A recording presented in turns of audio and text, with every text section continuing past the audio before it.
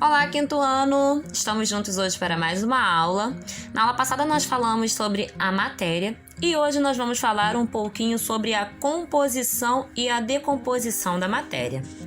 É claro que para a gente compreender o que é composição e decomposição da matéria, é preciso pensar na natureza e em tudo que dela faz parte. Toda matéria encontrada na natureza é formada por dois ou mais componentes que a caracterizam como substância pura ou mistura. Ela pode ser de origem mineral, vegetal ou animal. Produtos de origem mineral. De origem mineral é o caso da água e dos sais minerais. Estes últimos são encontrados na água e nos alimentos em geral. Os produtos de origem vegetal é composto de sais minerais, vitaminas, águas, proteínas e açúcares, como por exemplo a celulose. E o próximo slide eu coloquei os produtos de origem animal, que é composto de proteína, gordura, água e outras substâncias químicas. Mas quando a gente fala aí de decomposição e composição da matéria, é claro que a gente tem que falar dos tipos de mistura. A mistura, meus amores, ela pode ser homogênea ou heterogênea. Essa classificação relaciona com a formação de fases. A fases é o que é composto nessas misturas. Vamos ver aqui um exemplo. Eu coloquei homogênea aí, caracterizando. Reparem que na mistura homogênea você só consegue ver a cor lilás, Então você não consegue identificar os componentes dessa mistura. E outras são mistura heterogênea, Então você consegue identificar duas fases, duas cores diferentes. Mas não tem problema, nos próximos slides a gente vai ver uma por uma também.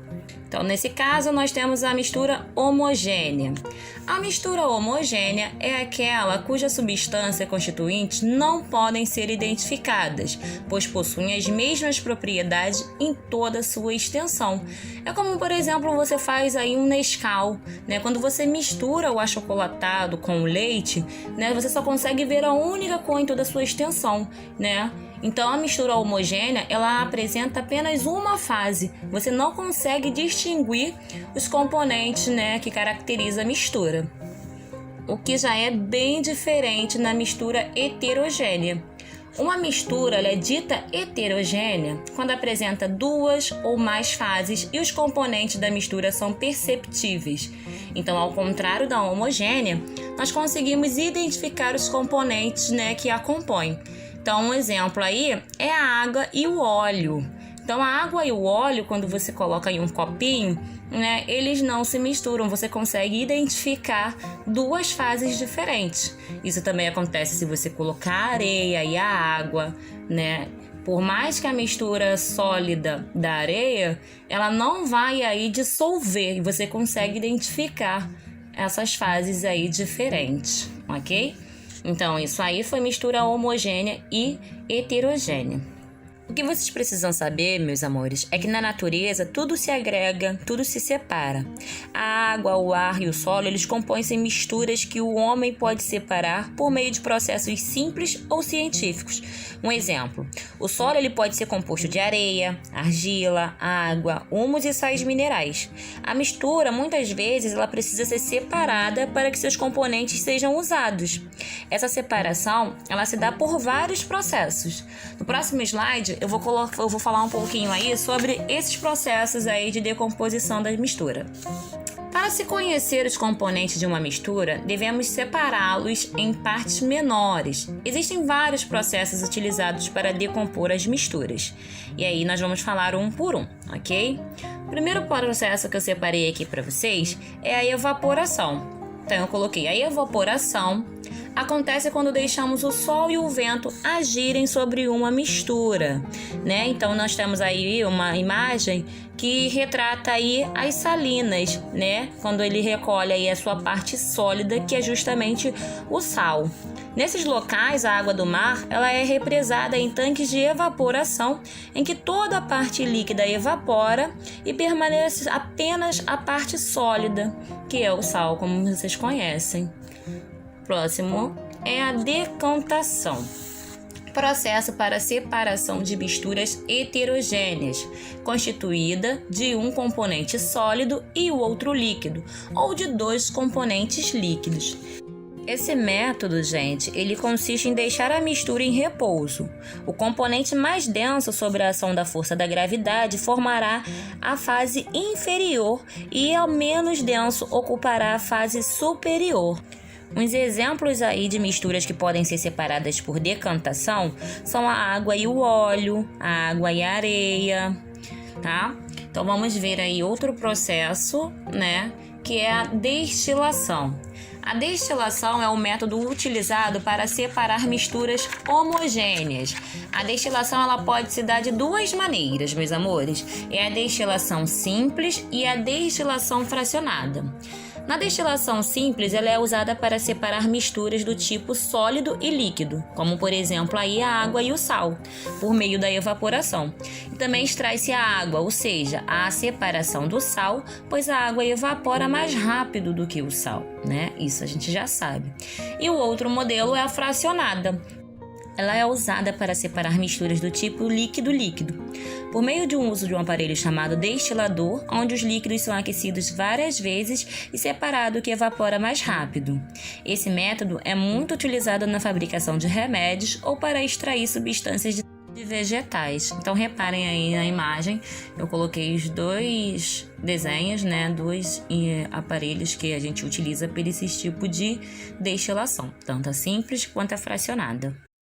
O outro processo de separação é a filtração, processo que serve para separar misturas entre sólidos e líquidos. Utiliza-se uma superfície porosa, que é um filtro, como a gente conhece, para reter um dos elementos, que geralmente é a parte sólida, né? Repara que a filtração, a gente já dá a ideia, né, de filtro. Então, a gente pode citar alguns exemplos aí desse processo. Por exemplo, para preparar café, né, fazendo uma mistura de água quente e o pó de café. À medida que a água se mistura ao pó, forma-se um líquido escuro. Para separarmos o líquido que extraímos do pó, usamos aí o filtro. E outro exemplo também é um aspirador de pó, quando ele suga a poeira pela extremidade de um tubo, onde há uma tela que segura também esse pozinho aí. Então, todos esses dois processos, a gente utiliza a filtração. Um outro exemplo, gente, chama-se tamização ou peneiração.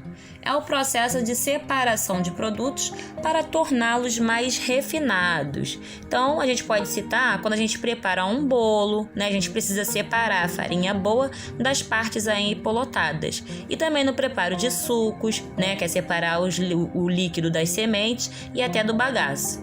No sistema de mineração, são utilizados aí recursos físicos para a separação dos componentes das matérias.